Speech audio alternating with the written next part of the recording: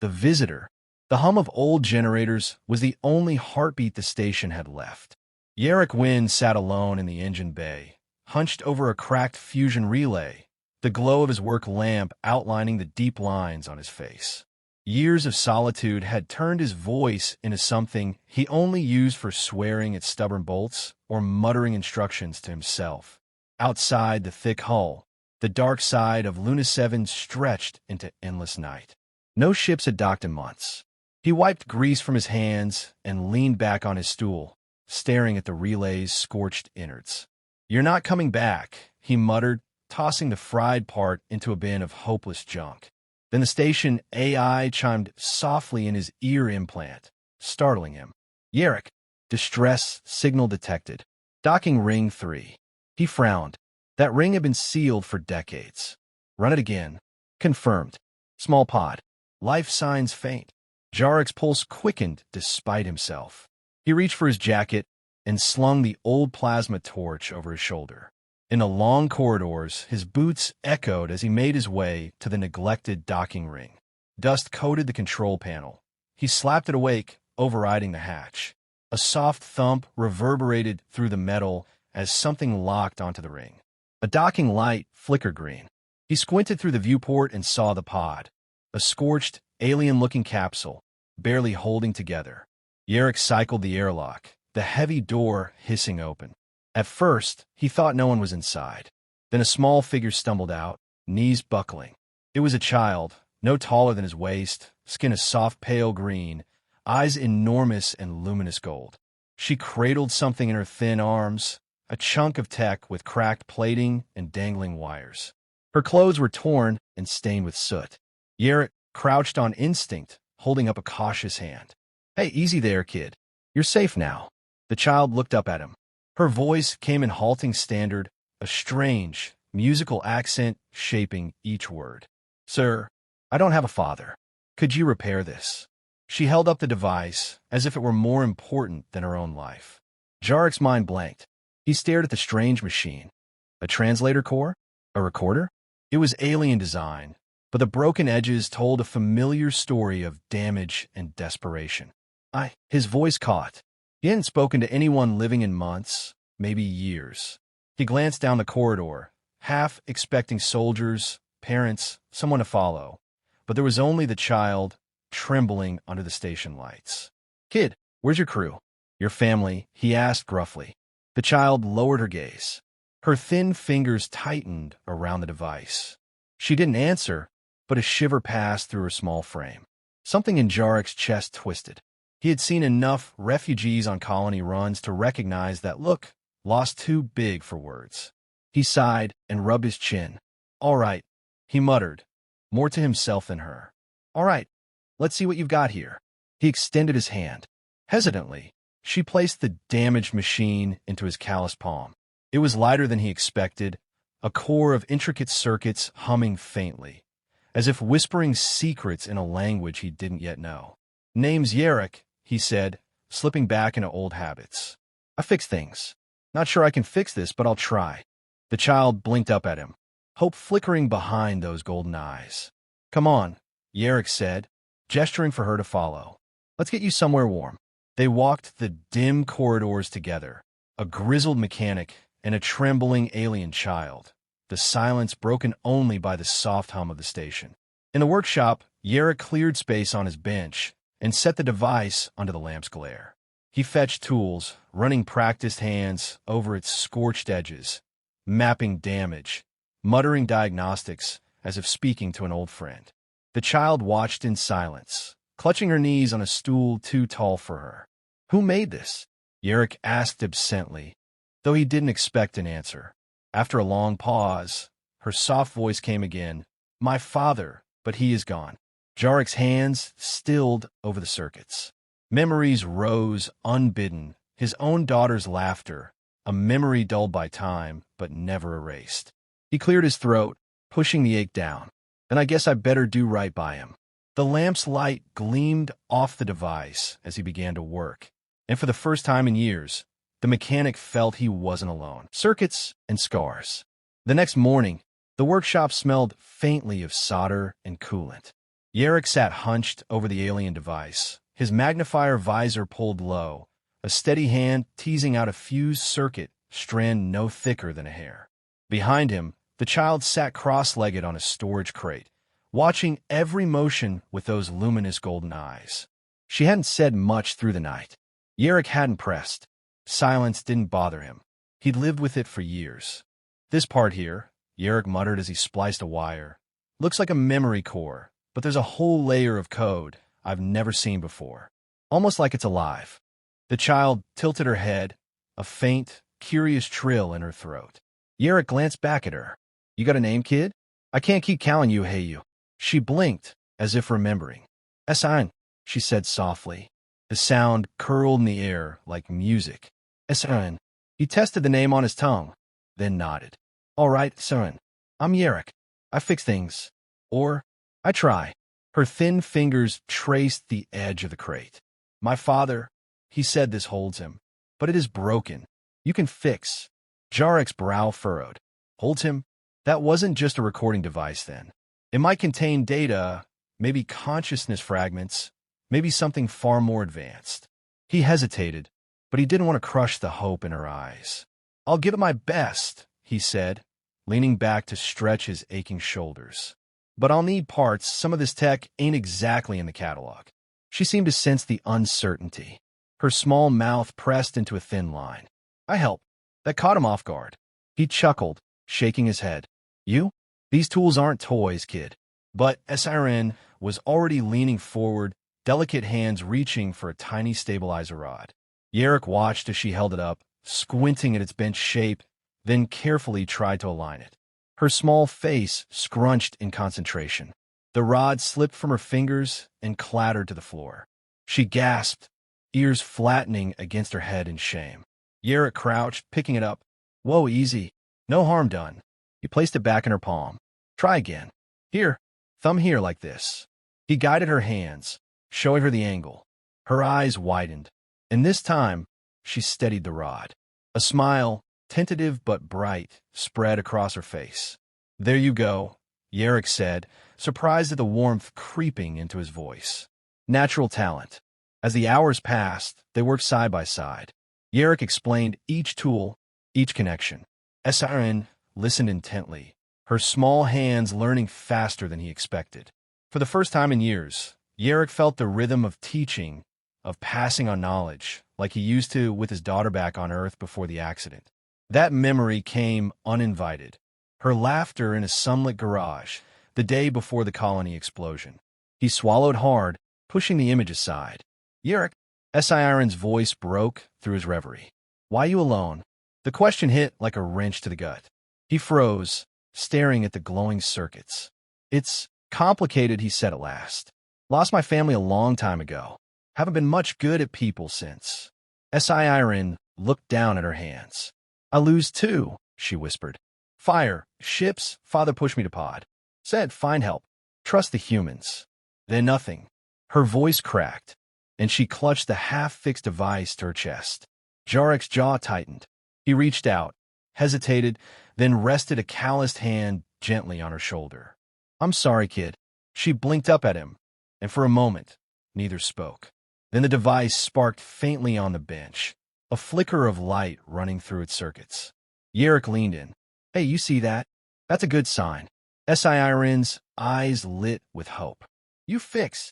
Not yet, he said, smiling despite himself. But we're getting there. He turned the device over and frowned, noticing something odd, a pulsing subroutine, almost like a beacon ping. He opened a secondary readout. Strange, this thing's broadcasting. Broadcasting? SIRN echoed. Yeah. He scratched his stubble.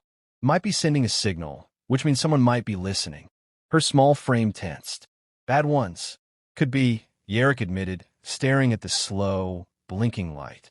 He shut the readout, trying to hide his concern. Don't worry about it, kid. We'll handle it. But as he turned back to the circuits, a cold knot formed in his gut. Out here in the dark, no one was supposed to come looking. And if they did, they weren't likely to be friendly. He forced a smile and handed her a small diagnostic wand. Here, hold this steady. We've got work to do. SIRN nodded, gripping the tool with tiny, determined hands. Yarrick bent back over the device, the faint spark of connection warming the lonely workshop even as unseen danger crept closer. Shadows on the horizon. The days blurred into a rhythm of work and quiet companionship. Yarrick found himself waking earlier, brewing 2 mugs of synthesized tea instead of 1. SIRN would be perched on a counter, legs swinging, bright eyes watching as he tinkered with the alien device. It was nearly whole now. A soft pulse of light glowed within, as if the circuits were breathing. But that same pulse worried him. Late at night, when SIRN slept curled in an old blanket, Yarrick would sit alone, watching the monitor where the device's subroutine whispered out into the void, a signal he could not shut down. One evening, after hours of soldering, Yarrick wiped his hands and pulled down a crate of old parts. You know, he said, rummaging, when I was a kid, my dad showed me how to fix an engine with nothing but a wrench and some wire.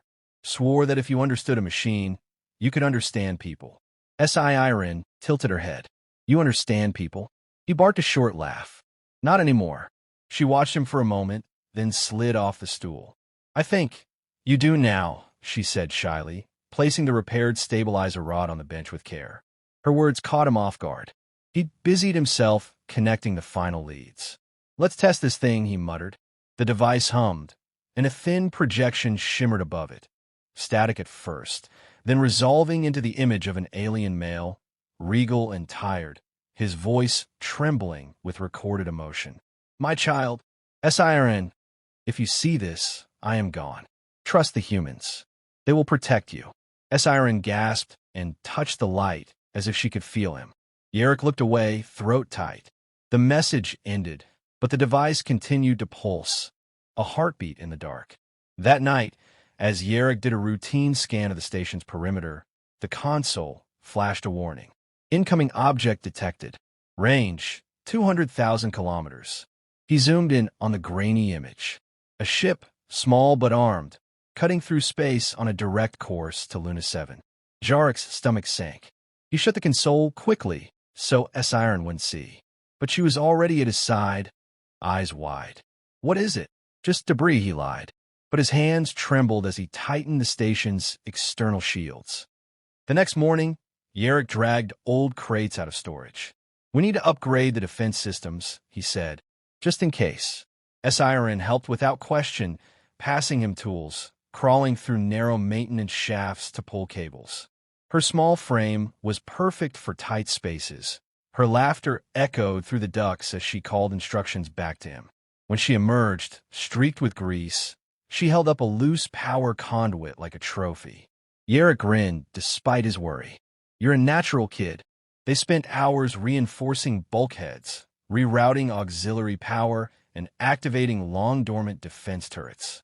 Between tasks, Yarrick taught her how to read diagnostic panels, how to splice cables, how to listen for the hum that meant a machine was alive. At one point, he handed her an old Earth trinket from his pocket, a brass pocket watch, scratched and worn. Was my daughter's, he said quietly. Keeps time, even out here.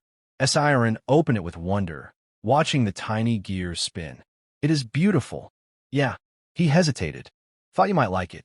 Maybe it'll remind you, someone's looking out for you. She clutched at her chest. Thank you. Yarrick, father. The words stunned him. He turned away, pretending to check a panel. Don't go calling me that, he muttered, but his voice was softer than usual. Hours later, alarms blared. The console flashed red. Incoming vessel. Range, 50,000 kilometers. Idon't, unknown. Yarrick cursed and slammed his hand on the alert system. The raider's ship, sleek, dark, bristling with weapons, was closing fast. Kid, he barked. Inside now. SIRN froze, clutching the repair device. The bad ones? Yeah, he growled, grabbing his plasma torch. But they picked the wrong station. He sprinted down the corridor, sealing blast doors, activating automated turrets. SIRN followed, eyes wide with terror, but refusing to leave his side. Listen to me, he said, kneeling down to her level. If I tell you to run, you run. Head to the maintenance shaft. Hide. You hear me? Tears welled in her eyes, but she nodded fiercely. I stay close. No, he shook his head. You stay safe. That's an order. Outside the viewport, the raider ship broke through the shadows, its engines glowing a sickly red. Yarrick felt the familiar weight of fear and anger settle into resolve. He looked down at Idon't, who gripped the pocket watch in one hand and the repaired device in the other, and he realized something deep in his chest had shifted. He wasn't just fixing circuits anymore. He was protecting someone who believed in him. As Klaxon screamed and the enemy ship locked on, Yarrick straightened, eyes hard.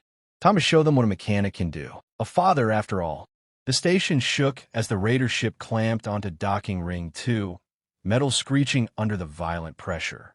Warning klaxons echoed through the corridors, red emergency lights painting the workshop in urgent color.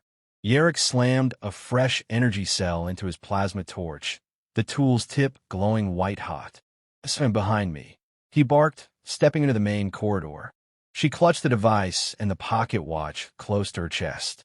Her small frame trembled, but her golden eyes burned with determination. "I can help," she insisted. "Not this time," Yarrick said, his voice rough but steady. "If they get through, you head for the shaft." "Got it." Idon't nodded silently, but her feet stayed rooted as the docking bay doors groaned open and shadows spilled into the corridor. The first raider stormed in, a towering figure in ragged armor, brandishing a jagged rifle. Yarrick didn't hesitate. He darted forward, swinging the plasma torch in a brutal arc. Metal hissed and sizzled. The raider shrieked as his weapon clattered to the floor. More poured in behind him, weapons raised. Yarrick ducked into cover, tapping commands into his wrist console. The automated turrets he'd revived earlier word to life, spitting streams of energy down the corridor. Raiders dropped, sparks flying from their shattered gear. Idon't crouched behind a crate, eyes wide. She saw one raider slip past the crossfire, creeping along a maintenance duct toward Yarrick's flank. Without thinking, she scrambled up a ladder and into the crawl space, her small hands gripping a power conduit. She remembered Yarrick's instructions from earlier. "Thumb here, like this." With a grunt, she yanked the conduit loose. The panel sparked, and the duct above the raider burst into flames. He howled, stumbling back into a turret's fire. Yarrick glanced up, astonished, and saw her grinning fiercely through the grate. "I thought I told you to stay hidden," he shouted over the noise. "You need help," she called back, eyes bright. The fight raged on. Yarrick moved like a man possessed, every strike fueled by memories of loss, every motion shielded by a new purpose. He used welding torches as weapons, activated collapsing doors to crush intruders, anything to keep them from reaching Idon't. A plasma bolt grazed his shoulder. Pain flared hot and sharp, but he gritted his teeth and kept moving. "Not today," he growled. "You're not taking her." Two raiders rushed him at once. He parried one, then slammed the other into a bulkhead with a mechanic's strength honed by years of labor. Sparks showered the corridor as a turret exploded under enemy fire, leaving an opening. Idon't dropped from the crawl space, gripping a small spanner like a dagger. "Yarrick," she cried. "No," he roared, shoving her back behind him. "Stay behind me." A raider lunged, blade raised. Yarrick swung his torch, knocking the blade aside, but the raider's boot connected with his ribs, sending him sprawling. The torch skidded across the deck. The raider loomed over him, weapon raised for the kill. Then Idon't screamed, a sharp, raw sound, and slammed the repaired device into the raider's helmet. The device pulsed brilliantly, discharging a surge of energy that knocked the raider backward in a shower of light. He convulsed and collapsed, smoke rising from his armor. Yarrick stared, stunned, then scrambled to his feet. "Kid, what did you—" The remaining raiders froze as the device in Idon's hands flickered again, projecting her father's image. The hologram spoke in a commanding alien tongue, and though Yarrick didn't understand the words, the tone was clear, a warning, a threat, a promise of vengeance. The raiders, unnerved, began to retreat. One barked an order, and within moments they were backing toward their ship, dragging wounded comrades. The clamps released, and the raider vessel peeled away from the station, disappearing into the void. Silence settled over the corridor. broken only by the distant hiss of damaged conduits. Yarrick leaned against a bulkhead, breathing hard, blood seeping through the tear in his jacket. Essan knelt beside him, eyes brimming with tears. "You are hurt," she whispered. "I've been worse," he said with a faint grin, wincing. He looked at her, the brave little alien clutching the device, her father's legacy still glowing faintly in her hands. "You saved me, kid. Guess I'm not the only one who knows how to fix things." Iron's lip trembled. "You fix me too," she said softly. "You are father now." Yarrick stared at her, something breaking open in his chest. For years, he had lived in silence and mourning. Now, this small, fierce child was looking at him with unshakable trust. He rested a hand on her shoulder, voice low and certain. "Yeah," he said, "I guess I am." Later, in the workshop, they sat side by side under the warm lamplight. Yarrick's arm was wrapped in a makeshift bandage. Essan gently polished the brass pocket watch, winding it carefully before handing it back to him. "You keep it," Yarrick said, closing her fingers around it. "You've earned it." Her smile was soft and bright. "We fix together now." Yarrick chuckled, wiping grease from his hands. "Yeah, kid. From now on, we fix everything together." Outside the viewport, the dark side of Luna 7 glimmered with distant stars. Inside, for the first time in years, Yarrick felt the station alive. Not with machines, but with family. The mechanic looked at her and smiled. He had fixed more than circuits. He had fixed himself.